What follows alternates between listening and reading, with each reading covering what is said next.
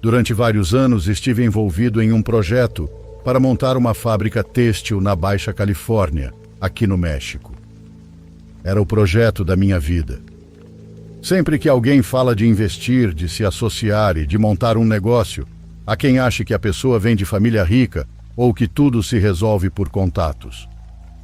No meu caso, não foi assim. Eu economizei durante anos, movi dinheiro de um lado para o outro, investi o que pude e também me endividei. Minha esposa também é uma mulher trabalhadora e me ajudou muito com esse projeto. Fizemos tudo isso porque era a única forma de levantar algo próprio, e conseguimos. Me associei com gente séria. Com o tempo, esse esforço começou a dar frutos. E hoje posso dizer que estou confortável financeiramente graças a essa decisão. Mas houve uma noite em que senti que tudo poderia ter ido por água abaixo por um capricho e por eu ter saído da cama quando não devia. Acho que era outubro ou novembro. O dia tinha sido longo e eu havia chegado de uma reunião com os outros sócios. Era bastante tarde e estava com a cabeça cheia de pendências. Me deitei e dormi profundamente, mas por volta das 2 da manhã o telefone nos acordou.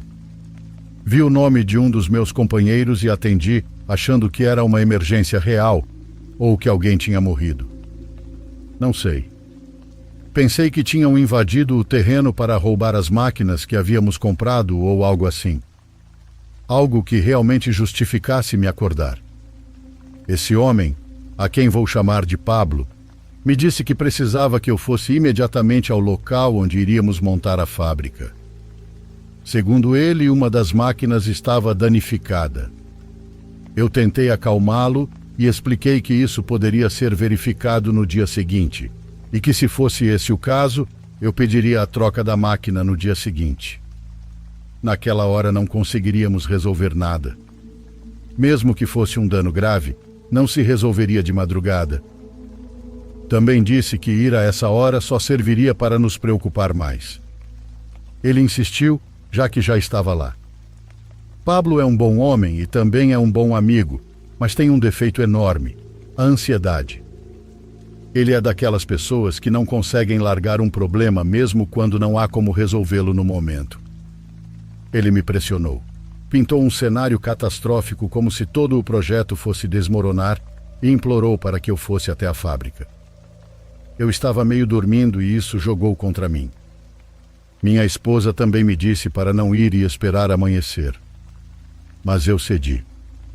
Mais por cansaço da conversa do que por ele ter me convencido. Me vesti, peguei as chaves e saí. Já no momento em que entrei no carro, senti um mau pressentimento. Não era medo, mas um desconforto, como se algo estivesse fora do lugar. Olhei ao redor, chequei os espelhos e só vi ruas vazias. O normal de uma área tranquila àquelas horas da madrugada. Não havia nada que justificasse aquela sensação. Mesmo assim, ela me acompanhou durante todo o trajeto até a zona industrial. Cheguei ao terreno e à área onde estavam guardadas algumas coisas do projeto. A iluminação era ruim, típica de um lugar que está sendo reformado.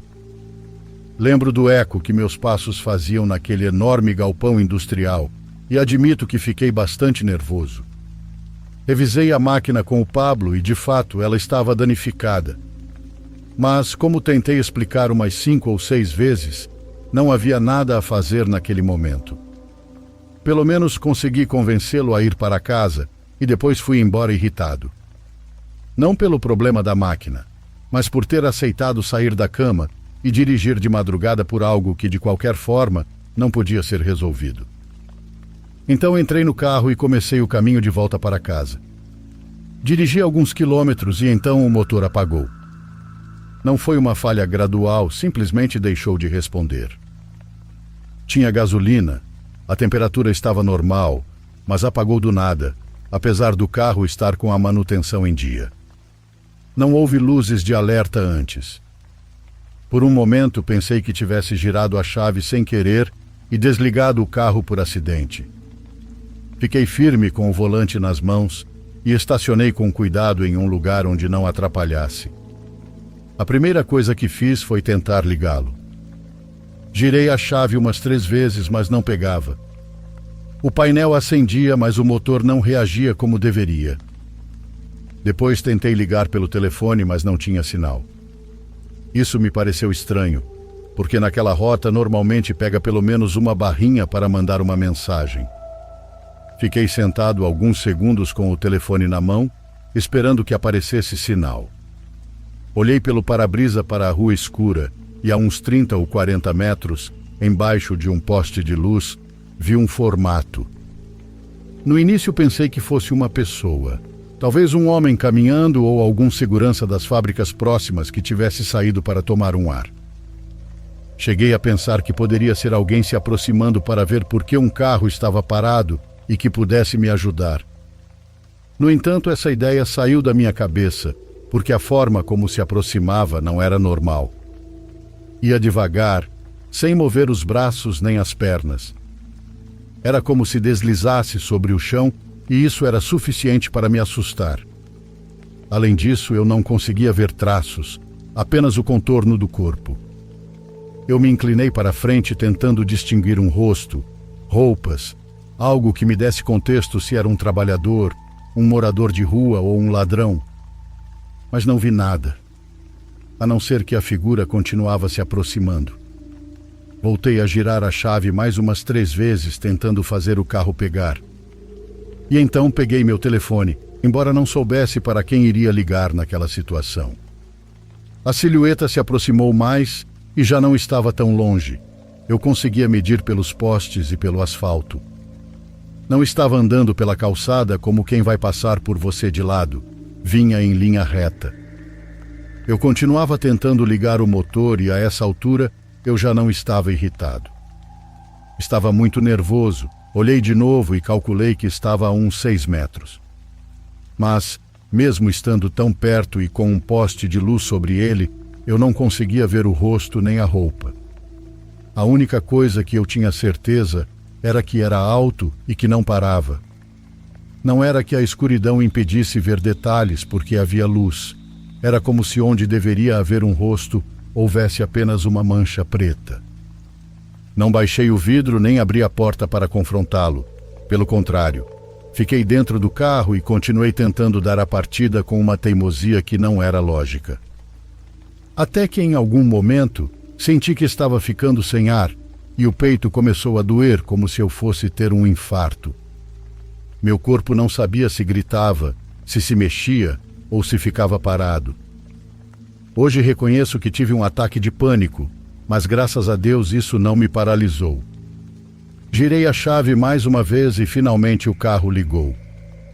O motor respondeu de uma vez e as luzes acenderam. E com essa luz direta, a figura já não estava lá. Não a vi recuar nem virar em outra direção, mas também não tinha a menor intenção de procurá-la. Fui embora sem pensar, porque me preocupava que o carro apagasse de novo, então dirigi direto para casa, olhando os espelhos mais do que o normal. Estacionei, entrei em casa e não fiquei pensando muito naquela madrugada, porque não havia como encaixar o que tinha acontecido em algo razoável. Desde aquela noite, tenho uma regra pessoal que não estou disposto a negociar com o Pablo, nem com nenhum outro amigo. Se já passou das 11 da noite, não saio de casa por nenhuma razão que não seja uma emergência real. A máquina podia ser verificada no dia seguinte, e por não ter ouvido o bom senso, tive que passar por um dos maiores sustos da minha vida. Deixe o like e se inscreva se você estiver gostando. Agora continuamos.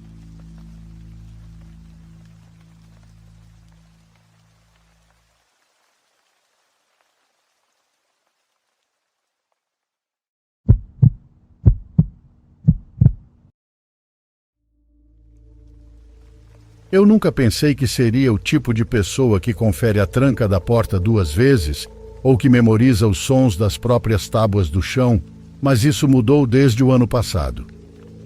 Eu moro sozinho em uma casa pequena que comprei há alguns anos e minha rotina sempre foi entediante e previsível.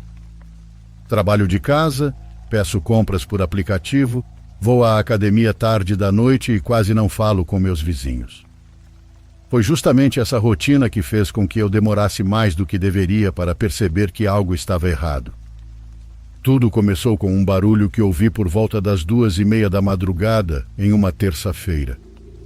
Eu estava meio dormindo no sofá, com a TV ligada bem baixo, quando ouvi algo que parecia um baque suave vindo da parte de trás da casa.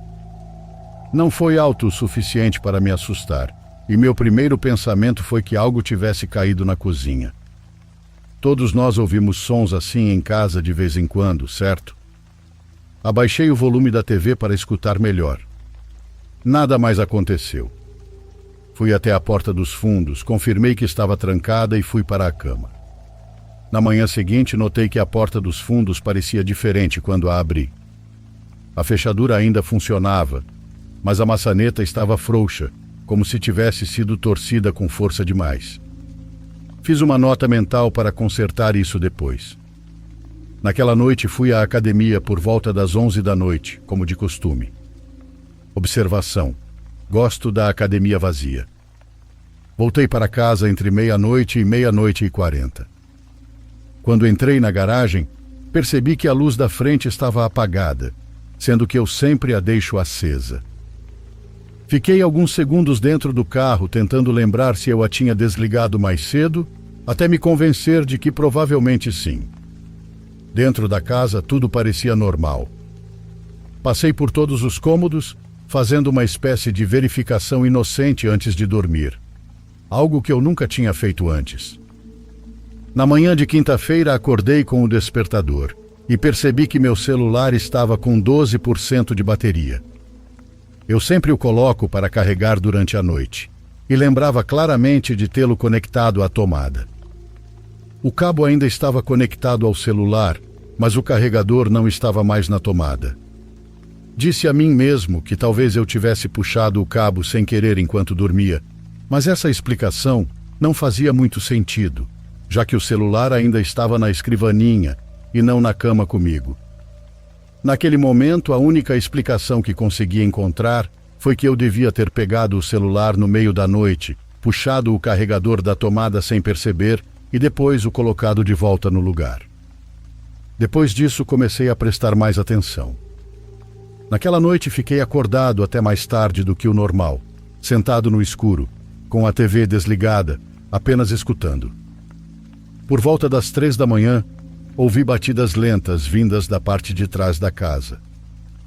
Passos? Perguntei a mim mesmo. Não podia ser. Prendi a respiração e as batidas aparentemente pararam.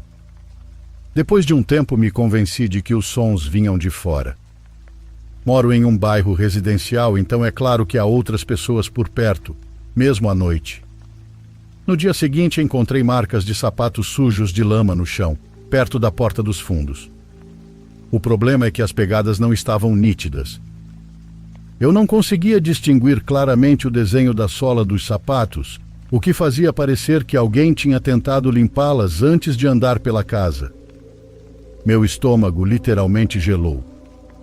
Fiquei ali parado, encarando as marcas e tentando entender como elas tinham ido parar ali. Eu não tinha recebido visitas. Eu não tinha saído com sapatos sujos. Verifiquei a porta dos fundos novamente e, dessa vez, percebi leves marcas de arranhões ao redor da fechadura, como se alguém tivesse usado algo fino para forçá-la. Liguei para um chaveiro e disse que achava que a fechadura estava com defeito. Não mencionei nada sobre as pegadas. Ele trocou a fechadura naquela mesma tarde e me disse que tudo deveria ficar bem. Naquela noite coloquei uma cadeira encostada na maçaneta da porta dos fundos e dormi com a porta do quarto trancada. Isso é algo que eu nunca tinha feito antes. Acordei pouco antes das 4 da manhã com o som de algo batendo levemente na porta do meu quarto. Não era uma batida forte, parecia alguém testando a porta com a ponta dos dedos. Fiquei completamente imóvel, encarando a porta, com os olhos ardendo porque eu me recusava a piscar. Depois de cerca de 1 minuto, o toque parou e então ouvi passos se afastando. Não dormi mais depois disso. De manhã a cadeira ainda estava encostada na porta dos fundos, mas a porta em si estava destrancada. A fechadura nova não estava danificada. Ela simplesmente tinha sido girada. Foi nesse momento que a realidade finalmente caiu sobre mim. Eu não estava imaginando coisas por estar cansado. Alguém tinha estado dentro da minha casa enquanto eu dormia e sabia como destrancar a porta por dentro. Liguei para a polícia e tentei explicar a situação sem parecer louco. Eles verificaram a casa, olharam o quintal e disseram que não havia sinais de arrombamento. Mas claro, isso era meio óbvio, já que eu tinha trocado a fechadura. Sugeriram que talvez eu mesmo tivesse destrancado a porta sem me lembrar.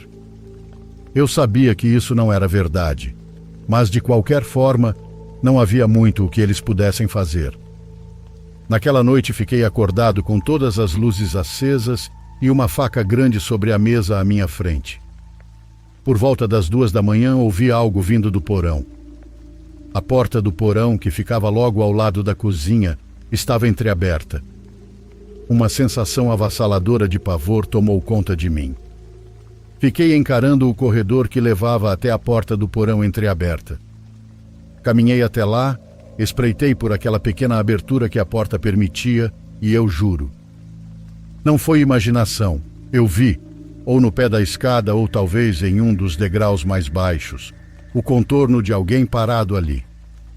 Não sei se essa pessoa estava olhando para cima ou não. Quando percebi o que estava vendo, bati a porta com força e corri até o carro. Sentei dentro do carro enquanto ligava novamente para a polícia. Quando chegaram pela segunda vez, eles entraram na casa enquanto eu aguardava do lado de fora. Poucos minutos depois, tiraram um homem da casa algemado. Ele estava descalço e vestia roupas escuras que pareciam ter sido usadas para dormir. Ele não olhou para mim nem uma vez. Acho sinceramente que ele nem percebeu minha presença. Eles o colocaram no banco de trás da outra viatura e fecharam a porta. Fiquei do lado de fora enquanto mais policiais voltavam a entrar na casa e me recusei a olhar para o homem dentro do carro. Mesmo enquanto conversava com os policiais, eu gaguejava. Demorou mais do que eu esperava para eles terminarem a revista completa. Quando um dos policiais finalmente saiu, perguntou há quanto tempo eu morava ali. Eu disse que havia alguns anos. Ele assentiu e anotou algo. Perguntou a que horas eu costumava ir à academia e em quais dias. Eu respondi. Ele olhou de volta para a casa e me disse que haviam encontrado embalagens de comida e garrafas de água no porão, além de um carregador de celular conectado a uma tomada lá embaixo. Disse que parecia que alguém estava dormindo no chão de concreto, usando isolamento velho como colchão improvisado. O homem não disse uma única palavra aos policiais. Eventualmente me disseram que eu podia voltar para dentro da casa. Dias depois, eu estava rolando a galeria do celular quando encontrei uma foto extremamente perturbadora. No começo precisei processar como uma foto daquelas poderia ter sido tirada. Era uma foto minha na minha cama, dormindo, tirada às 13h11 da madrugada. Era a mesma noite em que acordei pela manhã e encontrei meu celular desconectado da tomada. O pesadelo se tornou real novamente. Entrei em contato com a unidade mencionada no boletim de ocorrência e me pediram para ir até lá transferir a foto digitalmente como prova complementar. Fui informado de que com aquela foto ele provavelmente enfrentaria acusações adicionais, como perseguição ou até mesmo registro como agressor sexual. Boas notícias de se ouvir, mas isso não me livra do trauma com o qual vou ter que conviver para sempre ao lembrar de tudo isso.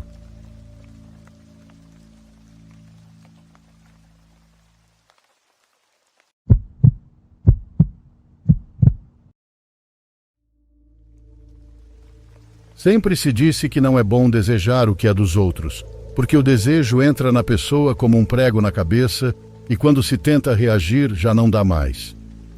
Ali um grande dano já foi feito e não pode ser reparado. Eu aprendi isso tarde demais. Meu nome é Carolina e sempre fui daquelas que não têm sorte, e com isso me refiro ao amor.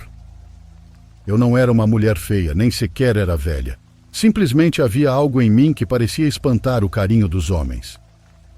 Eu via minhas amigas postando fotos com flores, anéis, viagens. Algumas se casavam, tinham filhos, tinham vidas aparentemente felizes. E eu sempre era a que tirava a foto, a que segurava a bolsa e a que ficava em segundo plano. Eu era a que ria de piadas que eu mesma fazia sobre mim, para tentar esconder a tristeza que sentia pela minha vida solitária. Em outros aspectos, as relações sociais até funcionavam bem para mim, principalmente a que eu tinha com minha prima Letícia. Éramos como irmãs. Mais do que parentes, tínhamos uma amizade muito forte. Se eu ficava doente, ela aparecia com uma sopa quentinha. Se ela terminava com algum namorado, eu ficava com ela para fazer companhia. Juntas enchíamos a cara e contávamos tudo uma para a outra com todos os detalhes. Éramos cúmplices da vida. No entanto, tudo mudou para mim quando ela me disse, com os olhos brilhando, que ia se casar com o namorado dela, Christian. Aquilo caiu sobre mim como um balde de água fria, porque eu sabia que a amizade que tinha com minha prima era a coisa mais valiosa que eu possuía. Com ela casada, com certeza já não nos veríamos tanto, e isso me doía muito. Minha prima Letícia já tinha um relacionamento com Christian havia algum tempo, e de verdade eu ficava muito feliz por ela também estar prestes a construir sua vida. Mas no fundo, aquilo deixava um grande vazio. Eu teria que enfrentar novamente a minha dura realidade. E a que minha prima precisava aproveitar porque Christian não era qualquer homem. Ela não podia deixá-lo escapar. Ele era daqueles poucos que ainda valem a pena. Era um homem responsável, de palavra, não era do tipo que vive bêbado e falando besteira. Ele era trabalhador, atencioso, sempre muito bem vestido, muito educado, amava muito minha prima, e eu tinha certeza de que seriam muito felizes. Enquanto os planos do casamento avançavam, lembro que fiquei muito próxima da Letty, acompanhando-a para comprar todas as coisas. Ela realmente me contava tudo. Como o Christian a tratava, como falava com ela, como a fazia se sentir uma rainha e até mesmo alguns detalhes íntimos. E de tanto ela me contar, eu apenas ria de forma nervosa e tentava mudar de assunto. Bom, porque por dentro, pouco a pouco, conforme eu convivia mais com aquele tal de Christian, e conforme as coisas que minha prima me dizia, não vou negar que comecei a sentir inveja e também a me sentir muito atraída pelo homem que seria o marido da minha prima. Aquilo não aconteceu de um dia para o outro. Tudo foi acontecendo lentamente. No começo eu achava que minha prima tinha sorte, depois eu pensava por que eu não tinha uma sorte como a dela, ou o que ela tinha que eu não tinha. E quando percebi, aquela inveja já estava bem cravada dentro de mim, a ponto de ver as fotos deles juntos e sentir raiva. Finalmente chegou o dia do casamento. Foi muito bonito, em um grande salão com ótima iluminação, música ao vivo e um banquete de primeira classe. Eu fui dama de honra. Me maquiei como nunca, me arrumei, tentei ficar muito bonita na esperança de que aparecesse algum pretendente na festa que me convidasse para sair depois. Isso evidentemente não aconteceu. Na festa eu só via todas as mulheres dançando, e ninguém me chamava para dançar, ninguém queria se aproximar de mim. A verdade é que eu estava com um azar terrível e não conseguia entender o porquê. Algum tempo depois, quando minha prima voltou da lua de mel e se estabeleceu na nova casa, comecei a ir lá com frequência. Isso me aliviou um pouco, porque eu imaginava que quase não veria mais minha prima. No entanto, ao ver a casa tão bonita onde Christian a levou para morar, ao ver as fotos que tinham na sala, todas as lembranças do casamento, eu apenas me sentava ali e observava tudo. Principalmente uma foto grande que eles tinham emoldurada, minha prima e Christian bem abraçados, ela com o vestido de noiva e ele com o terno. Eles eram um casal lindo, mas ao olhar aquela foto algo dentro de mim se contorcia, porque eu gostaria de ser a mulher daquela imagem. Logo comecei a sonhar com Christian. Sonhos de todo tipo. Às vezes ele segurava minha mão, me fazia carinhos. Me olhava como olhava para minha prima. Depois os sonhos ficaram mais intensos. Neles ele arrancava minhas roupas, beijava meu corpo, me tocava e me fazia sua com grande habilidade. Isso me fazia acordar encharcada de suor. Naquele momento eu sabia que o correto era me livrar daquela ideia tão estúpida. Eu amava muito minha prima e jamais na vida faria algo assim com ela. Mas no fundo eu também desejava aquilo com toda a minha alma. E quando o diabo vê uma oportunidade, percebi que ele sempre se mete, colocando a tentação ainda mais perto. Foi numa madrugada em que eu não conseguia dormir. Eu não conseguia tirar Christian da cabeça. Peguei o celular e comecei a mexer nele. Enquanto rolava a tela, apareceu para mim um vídeo nas redes sociais de uma mulher que oferecia trabalhos de bruxaria. Adoçamentos, separações e amarrações amorosas. Ela falava disso como se estivesse vendendo maquiagem. Os comentários estavam cheios de pessoas agradecendo, dizendo que os trabalhos funcionavam. Eu ri, achando que aquilo era pura charlatanice, que aqueles comentários eram comprados ou de amigos fazendo propaganda. Mas acreditem, naquele momento de desespero, a tentação me levou a escrever para ela. A mulher não me pediu meu nome verdadeiro, nem meu endereço.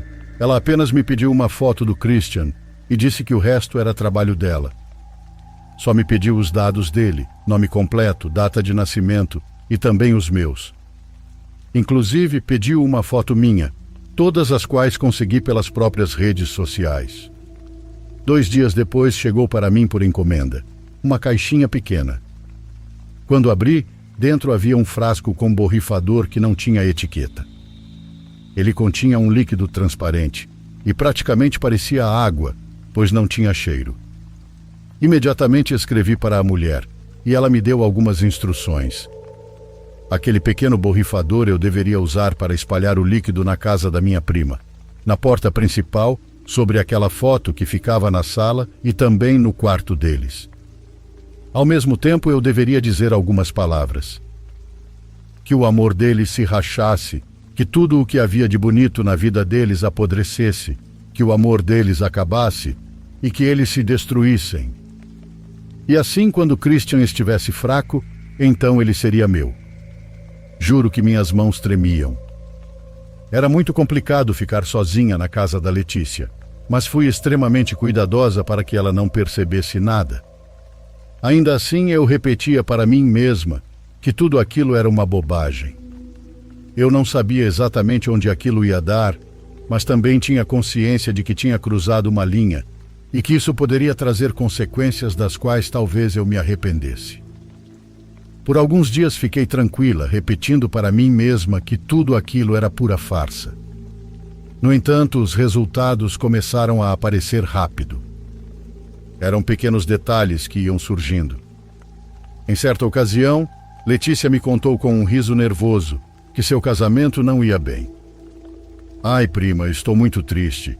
Quero te contar que estão acontecendo coisas estranhas com o Christian. Ultimamente ele anda muito estranho, como se estivesse distraído. Eu também o sinto um pouco mais distante de mim. Quando temos relações, parece que ele já não aproveita, e muitas vezes o vejo com a mente longe e dispersa. Como você sabe, meu marido é responsável por muita gente na empresa. Às vezes tenho medo de que alguma aproveitadora esteja se aproximando dele e que meu marido esteja fraco e tenha caído nas redes dela. Aquilo também me preocupava, porque se Christian estivesse com outra mulher, isso o afastaria ainda mais de mim. Nem sequer me preocupava com o que estava acontecendo com minha prima. Eu era extremamente egoísta. Não, Letícia, como você pode pensar isso? Você não deveria se preocupar com essas coisas. Como você mesma disse, o Christian tem grandes responsabilidades no trabalho. Talvez seja até um pouco egoísta da sua parte pensar imediatamente que isso tem a ver com outra mulher, e não com tudo o que ele precisa suportar. Você não sabe se ele é repreendido, humilhado no trabalho, se colocam uma pressão enorme para que tudo funcione bem. Você deveria conhecer melhor o seu marido. E se não, está na hora de vocês conversarem mais de não falarem apenas das coisas que importam para você. Tente entender melhor o que ele está passando e acredite, a resposta será bem diferente do que você está imaginando. Eu sei que ele te ama muito, Letícia. Isso dá para ver no olhar dele. Por um momento achei que minha prima fosse se acalmar com minhas palavras, mas não. Ela já tinha aquela ideia muito bem cravada na cabeça. Eu queria acreditar em você, prima, mas sabe, agora vejo que você pode me ajudar. Eu sei que você não anda bem no seu trabalho, e pelo que sei, o Christian vai começar a contratar algumas pessoas como assistentes. Vou pedir para que ele contrate você. Acredite, o salário vai ser muito maior do que onde você está agora, e de quebra você vai ficar de olho nele. Qualquer coisa estranha que você perceber, espero que me conte. Por favor, me ajuda com isso. No começo fiz um pouco de jogo duro. Disse à minha prima que eu já estava há um tempo no meu trabalho e que, embora não ganhasse bem e tivesse problemas, não podia assumir um risco desses, pelo menos não sem ter algo garantido. Por isso pedi que ela primeiro se informasse se realmente poderiam me contratar. Depois disso, eu poderia tomar uma decisão. Aquilo para mim foi como um presente caído do céu. Era a melhor oportunidade para ficar perto daquele homem que eu desejava. Assim seria mais fácil fazê-lo cair nas minhas redes. Eu já tinha entendido que a bruxaria estava movimentando todas as coisas e que tudo estava acontecendo a meu favor.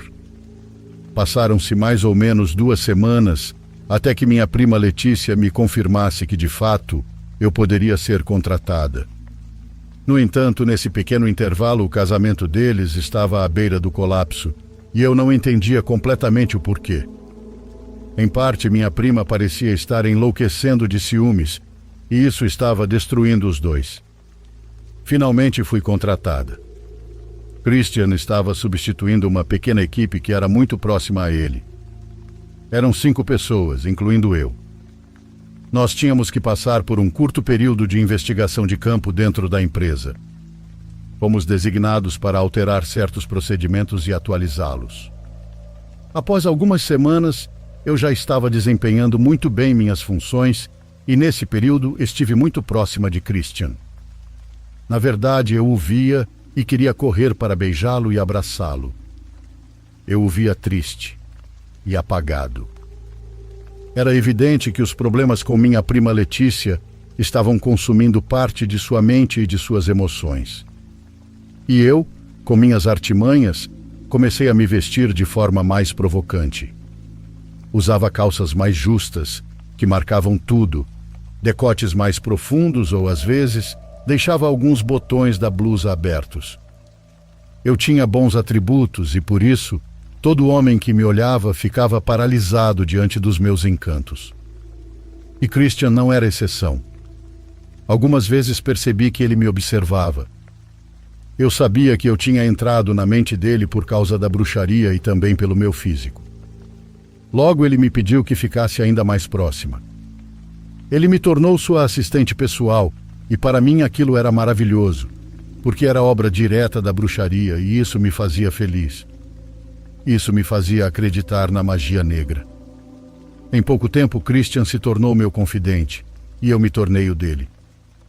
Nós conversávamos com o mesmo nível de intimidade com que eu conversava com minha prima Letícia. Ele me confessava que, de repente, minha prima já não lhe agradava mais e que algo havia mudado depois do casamento. Disse até que os beijos já não tinham o mesmo gosto. Com muita vergonha, ele me contou que sentia nojo de beijar minha prima e até de ir para a cama com ela, porque o cheiro dela havia mudado. Era um cheiro desagradável, apesar de minha prima ser muito limpa. Algo estava acontecendo, a química havia mudado e isso não agradava a Christian. Mas eu sabia que tudo aquilo era bruxaria. Eu tinha dado uma ajudadinha na situação para que ele sentisse essas coisas, para que minha prima ficasse histérica. Assim, o casamento deles entrasse em colapso. Lembro que Christian elogiava meu perfume. Ele gostava de estar perto de mim, e embora não dissesse isso abertamente, Eu sabia que minha presença despertava nele um prazer natural, uma química irresistível que logo se manifestaria. Certo dia estávamos almoçando e conversando, e ele me perguntou se eu tinha namorado. Eu disse que não, e isso o surpreendeu. Acredite, Carolina, não consigo acreditar no que você está me dizendo. Você é uma mulher linda e poderia ter o homem que quisesse. Se eu tivesse te conhecido antes de conhecer a Letícia, com certeza teria me apaixonado por você. Você é encantadora, e isso é inegável. Digo isso com todo respeito, mas você é uma mulher incrível. Por isso me parece muito estranho que você não tenha um parceiro. Eu disse a ele que não era correto falar aquilo, que era até constrangedor. Você não sente nada, Christian, por estar casado com minha prima e estar me dizendo todos esses elogios? Acredite, desse jeito eu posso acabar levando isso a sério e pensar que você está interessado em mim. E isso, acredite, pode não terminar nada bem. Christian pareceu se sentir desafiado pela forma como respondi. O que você quer dizer com pode terminar muito mal? Você se preocupa com o sofrimento da minha esposa? Mas deixe-me te dizer que meu casamento está à beira do colapso. Estamos praticamente a ponto de nos divorciar. E posso te dizer com toda sinceridade, Carolina, que se você estiver disposta a algo comigo, eu estou disposto a correr o risco. Aquilo fez meu rosto ficar completamente vermelho. Eu tinha a pele clara e Christian percebeu. Além disso, eu me senti extremamente lisonjeada. Eu estava ouvindo exatamente tudo o que sempre quis ouvir da boca dele. Foi então que Christian se aproximou. Com a mão acariciou meu queixo, levantou meu rosto, olhou nos meus olhos e perguntou: não sei por que tenho a sensação de que essas coisas não estão te incomodando.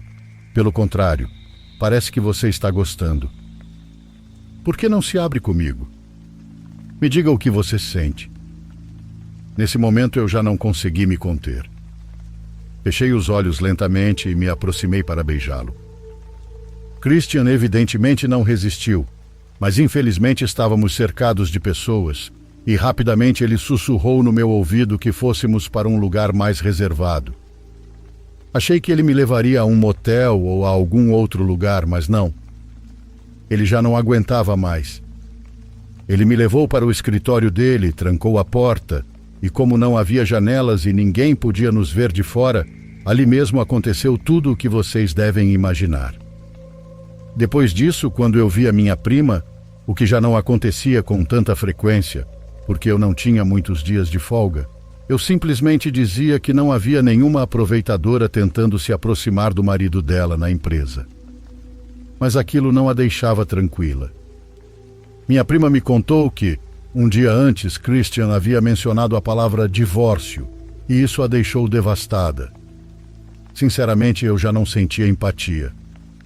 Eu só queria que aquele casamento terminasse para que eu pudesse cair nos braços dele, sem precisar mais encarar o rosto da minha prima.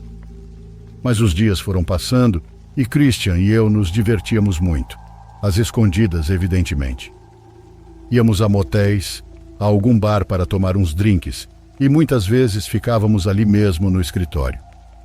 Ao mesmo tempo, minha prima Letty me ligava por telefone quase todos os dias, chorando, dizendo que achava o comportamento do marido muito estranho. Ela dizia que antes o via triste e distraído, mas agora o via muito animado, porém completamente indiferente com ela, como se de fato já tivesse encontrado outra mulher. E era apenas questão de dias até que Christian chegasse para me dar a notícia de que ia se divorciar da minha prima, que finalmente seria um homem livre para ficar comigo, para nos casarmos, para termos filhos e construirmos uma vida juntos. No dia em que ele me contou isso, poucas horas antes, ele havia tomado essa decisão junto com minha prima Letícia. E justamente estávamos prestes a comemorar. Nos beijávamos no escritório, mas de repente ouvimos a porta ser aberta com violência. Era minha prima. Então era isso o que estava acontecendo, não é?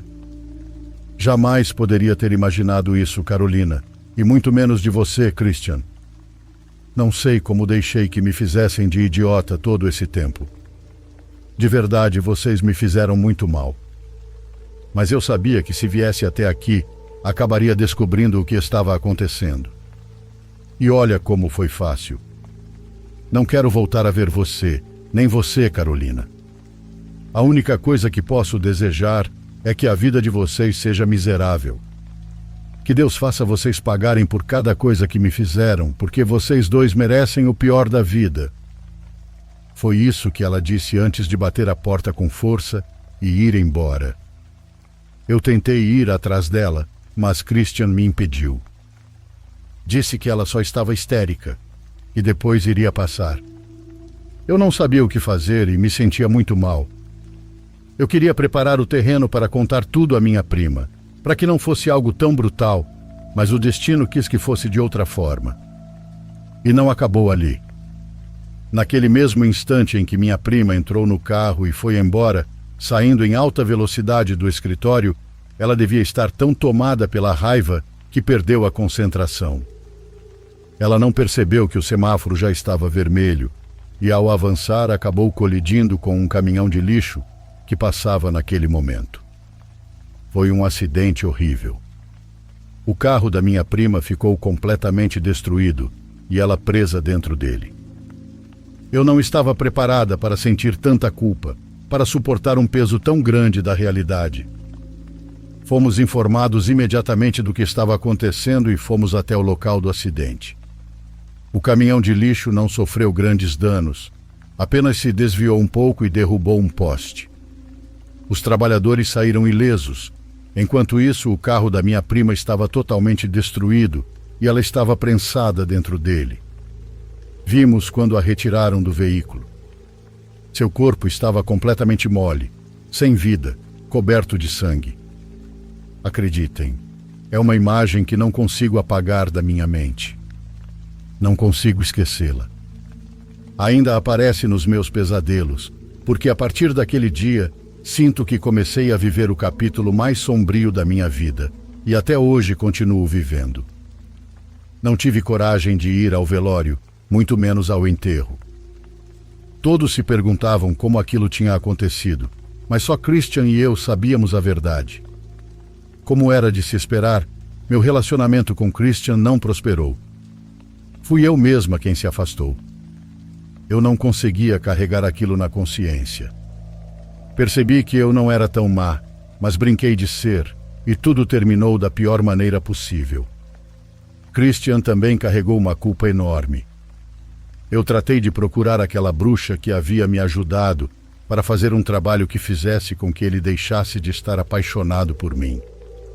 Mas isso não impediu que Christian caísse no álcool e na vida desregrada. Tudo porque ele também se sentia responsável pelo que havia acontecido naquele acidente. Nós provocamos aquele estado mental na minha prima, que acabou levando-a a perder a vida de forma tão horrível. Até hoje não sei muito sobre Christian. Só sei que ele já não é o mesmo. Tornou-se um homem descuidado e o vício foi destruindo tudo.